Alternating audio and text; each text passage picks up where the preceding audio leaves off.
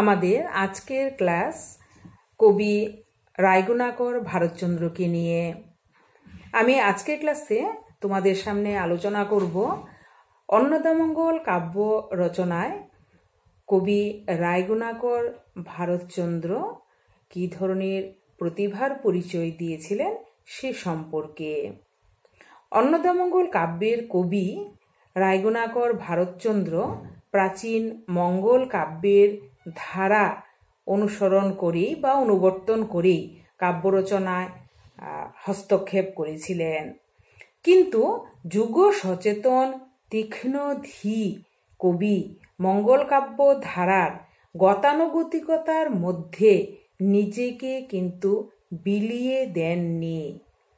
যুগ মানুষকে অভিব্যক্ত করে অন্নদামঙ্গল ও বিদ্যাসুন্দর কাহিনীতে তিনি আধুনিকতার সূত্রপাত করেছিলেন।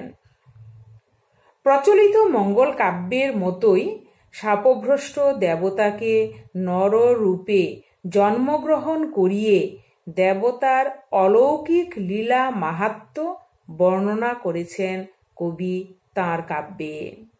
দেবীর অনুগ্রহ, শক্তি ও নিগ্রহ ক্ষমতার পরিচয় দিয়েছেন। আঙ্গিক প্রকরণে ও প্রাচীন রীতি অনুসারে দেবখণ্ডে হরপার্বতীর প্রসঙ্গ, শাপ ভ্রষ্ট নায়কের জন্ম, বিয়ে, নারীদের প্রতিনিন্দা, নায়িকার বারোমাসা, দেবতার পূজা প্রচলনের পর নায়কের স্বর্গে গমন প্রভৃতি প্রত্যেকটি কাব্যাঙ্গিক মঙ্গল কাব্য ধারার অনুবর্তী। তবু এই প্রাচীন কাঠামোর মধ্যেই প্রতিভাধর কবি আধুনিক যুগের প্রাণ প্রতিষ্ঠা করেছিলেন।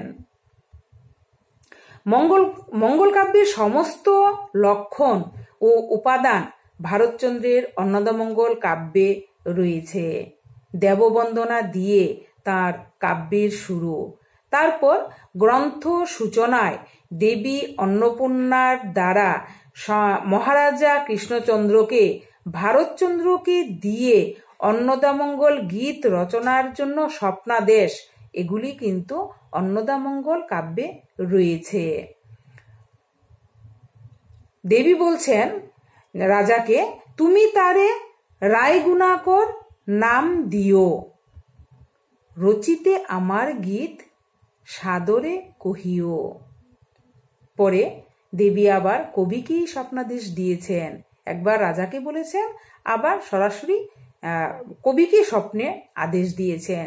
গ্রন্থ আরম্ভিয়া মোর কৃপা সাক্ষী পাবে, যে কবে সে হবে গীত আনন্দে শিখাবে। কাব্য সৃষ্টির পরেই দেবখণ্ডের শিব পার্বতীর কাহিনী বিবৃত হয়েছে কাব্যের মধ্যে যথারীতি, এবং সেই সূত্রে এসেছে দেবীর অন্নপূর্ণার মূর্তি গ্রহণ, শিবের কাশীতে অন্নপূর্ণা পুরী নির্মাণ ও দেবীর পূজা প্রতিষ্ঠা সহ বেশ কাহিনীর বর্ণনা।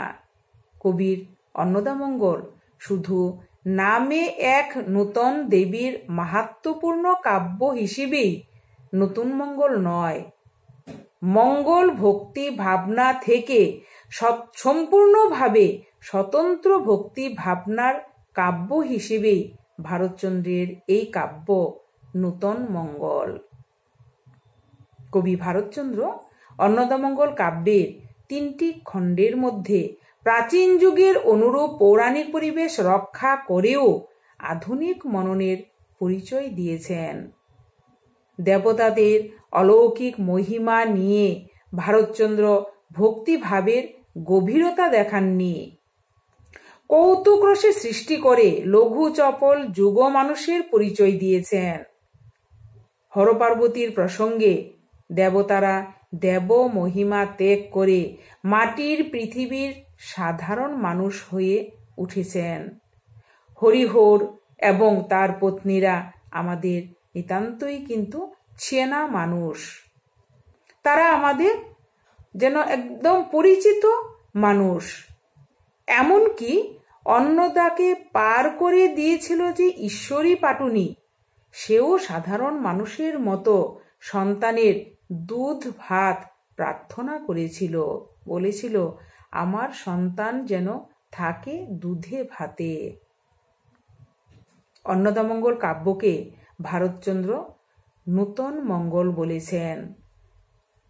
ত্রয়োদশ শতক থেকে অষ্টাদশ শতকের মধ্যে রচিত মঙ্গল কাব্যগুলির থেকে অন্নদামঙ্গল কাব্য তার নিজস্ব বৈশিষ্ট্যের জন্য স্বাতন্ত্র্য লাভ করেছে। অন্যান্য মঙ্গল কাব্যের মতো অন্নদামঙ্গল খণ্ডে দেবী অন্নদার মাহাত্ম্য বর্ণিত হয়েছে।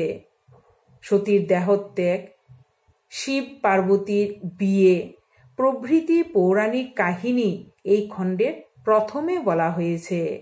এরপরে বসুন্ধর ও নলকুবেরের হরিহর ও ভবানন্দ মজুমদার রূপে মর্তে আগমন, দেবীর হরিহরের ঘরে প্রবেশ, এরপর দেবীর হরিহরের গৃহত্যাগ ও ভবানন্দের গৃহে আগমন প্রভৃতি কাহিনী বর্ণিত হয়েছে কাব্যে। কবি এই কাব্যে প্রথাসিদ্ধ মঙ্গল কাব্য ধারার পূর্ব ঐতিহ্য ও আঙ্গিককে অনুসরণ করলেও বিষয়বস্তুর অবতারণায় কিছু নূতনত্বের নিদর্শন রেখেছেন, কিছুটা নূতনত্বের পরিচয় দিয়েছেন। অন্যান্য মঙ্গল কাব্যের মতো অন্নদামঙ্গল গ্রামীণ পটভূমি বা পরিবেশে রচিত হয়নি।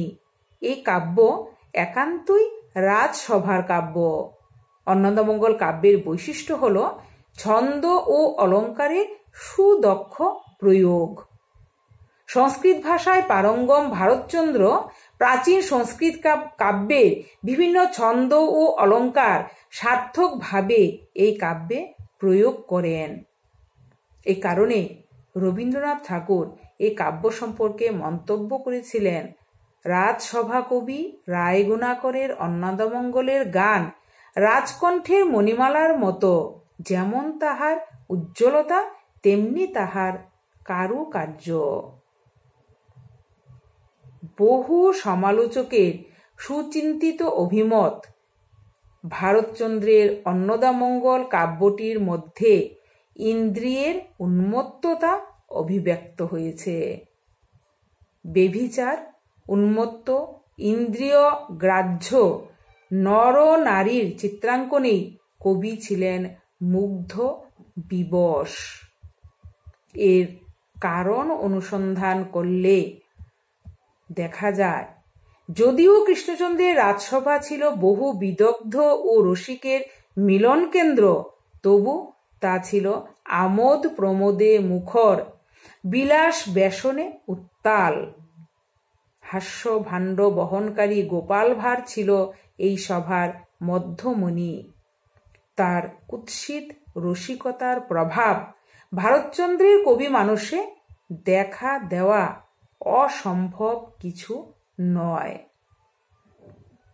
কবি ভারতচন্দ্র প্রাচীন রীতির মধ্যেও যুগচিন্তার অনুপ্রবেশ ঘটিয়ে যুগসন্ধির লক্ষণকে প্রকটিত করেছেন। তিনি নতুন যুগের যথার্থ বাণীবাহক না হতে পারেন, কিন্তু যুগ স্বভাব যে তার কাব্য রুচি এবং কাব্য কলাকে নিয়ন্ত্রিত করেছিল তাতে কোনো সন্দেহ নেই। সেই যুগের রুচি বিচার, জীবন সম্বন্ধে তরল দৃষ্টি, নাগরিকতার জৌলস, দেবমাহাত্ম্যে নিস্পৃহতা, পাণ্ডিত্যের দীপ্তি, কৌতুককর অশ্লীলতায় আগ্রহের মতো নাগরিক ধর্ম, রাজসভা সুলভ বৃত্তি তাঁর রচনাকে গ্রামীণ রচনার তুলনায় স্বাতন্ত্র্য দিয়েছে।